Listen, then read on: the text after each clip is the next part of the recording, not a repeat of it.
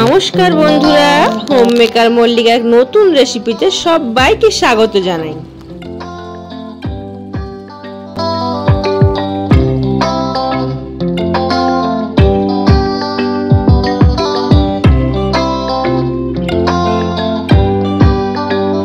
বন্ধুরা, আজকে আমার রেসিপিতে রয়েছে আমলা।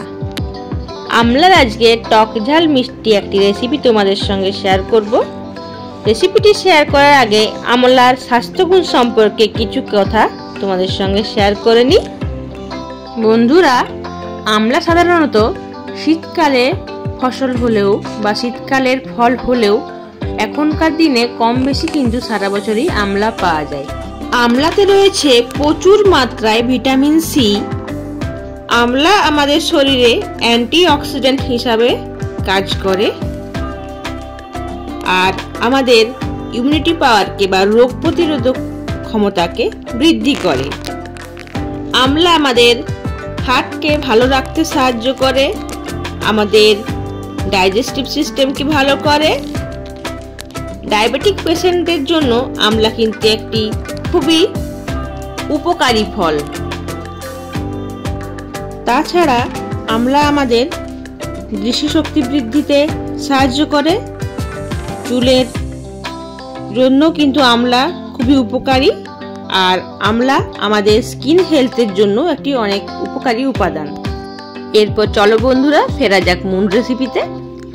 আমলার টক ঝাল মিষ্টি আচার বানানোর জন্য সবার প্রথমে একটা পাতিলাতে আমি বেশ কিছুটা পরিমাণ জল নিয়ে নিয়েছি। তারপরে এরকম একটা ঝাঁঝরা টাইপের পাত্র বসিয়ে দিলাম।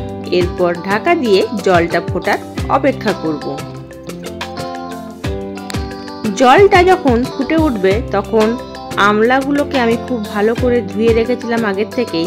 সেই ধুয়ে রাখা আমলাগুলো এই ঝাঁঝরাটার মধ্যে দিয়ে দেব আর ঢাকা দিয়ে একটু ভাপিয়ে নেব। কিছুক্ষণ পর মোটামুটি 10 মিনিট পর ঢাকা খুলে দেখব আমলাটা সেদ্ধ হয়েছে কিনা। যদি সেদ্ধ হয় এই অবস্থাতে আমি নামিয়ে নেব। বুঝবো কি করে সেদ্ধ হলো কিনা? না, সেদ্ধ হলে আমলাটা এরকম ভাবে ফেটে যাবে, তখনই বুঝে নিতে হবে আমলাটা কিন্তু আমাদের আচার বানানোর জন্য একদম পারফেক্ট সেদ্ধ হয়ে গেছে। আর হ্যাঁ বন্ধুরা, একটা কথা বলা হয়নি, এখানে আচার বানানোর জন্য কিন্তু আমি 1 কিলো আমলা নিয়েছিলাম। এরপর একটা ঝুড়ি বা যে কোনো একটা পাত্রের উপর কিছুটা পরিমাণ টিস্যু বিছিয়ে আমি আমলাগুলোকে রেখে দেব, যাতে আমলার গায়ে লেগে থাকা এক্সট্রা যে জলটা আছে বা ভাপটা আছে সেটা শুকিয়ে যায়। তার সাথে সাথে যেন আমলাগুলো খুব ভালোভাবে ঠান্ডাও হয়ে যায়।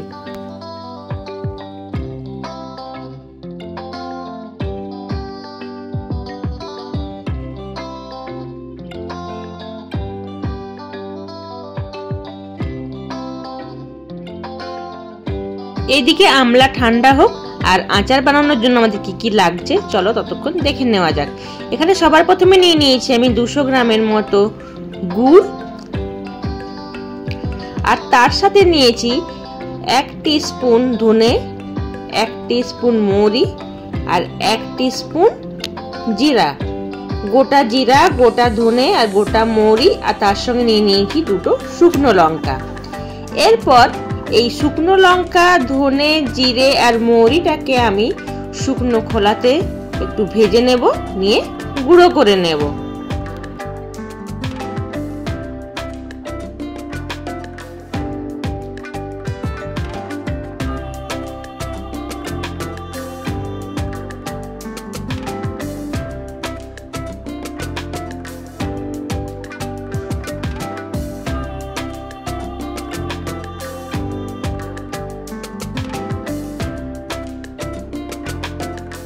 এইখানে যে আমি ভাজা মশলাটা বানাবো সেটা কিন্তু একটা দরদরা টাইপের করব, গুঁড়ো করে, খুব মিহি কিন্তু করব না।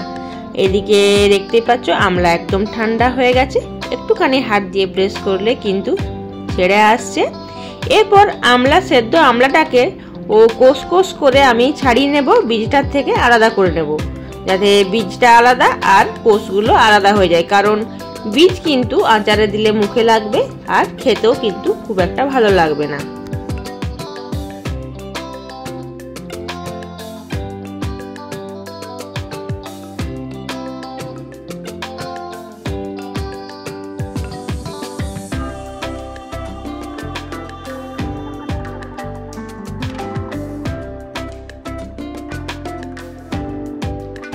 আমার সমস্ত আমলা বীজ থেকে আলাদা করা হয়ে গেছে, দেখতেই পাচ্ছ কতটা পরিমাণে হয়েছে।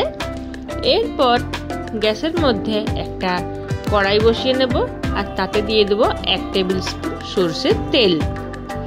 তেল যখন খুব ভালোভাবে গরম হয়ে যাবে তখন ওই গরম তেলের মধ্যে আমার ছাড়িয়ে রাখা আমলাগুলোকে দিয়ে দেব আর হালকা করে একটু ভেজে নেব।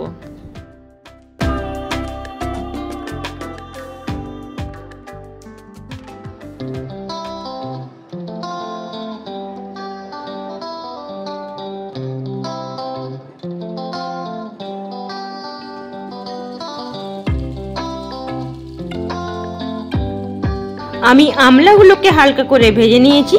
এর মধ্যে দিয়ে দেব 200 গ্রাম গুড়, যেটা আমি নিয়েছিলাম সেটা দিয়ে নেব আর খুব ভালোভাবে নাড়াচাড়া করে মিশিয়ে নেব যতক্ষণ না পর্যন্ত গুড়টা সম্পূর্ণরূপে গলে যাচ্ছে।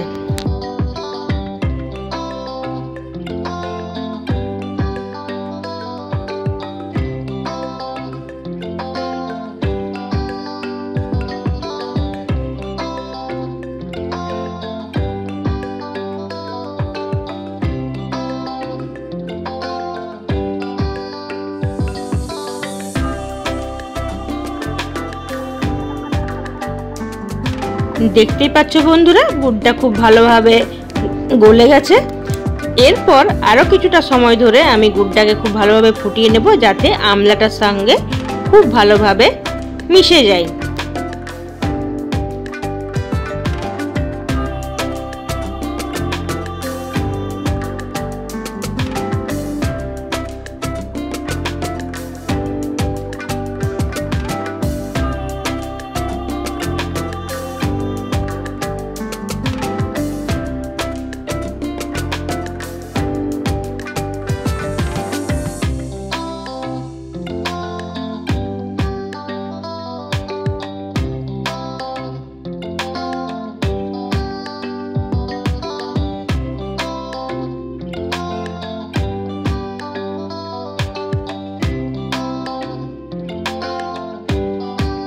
দেখো বন্ধুরা, গুড়টা প্রায় অনেকটাই শুকিয়ে গেছে।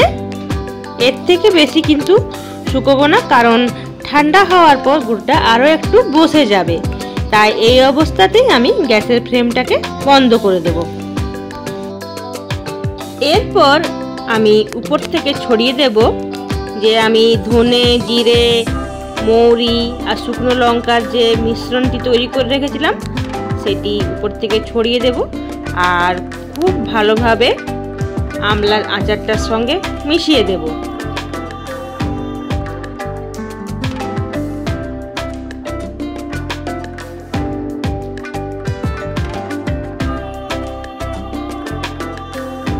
সমস্ত কিছু খুব ভালোভাবে একসঙ্গে মিশিয়ে নেওয়া হয়ে গেছে আর আমার তৈরি হয়ে গেল আমলার টক ঝাল মিষ্টি আচার।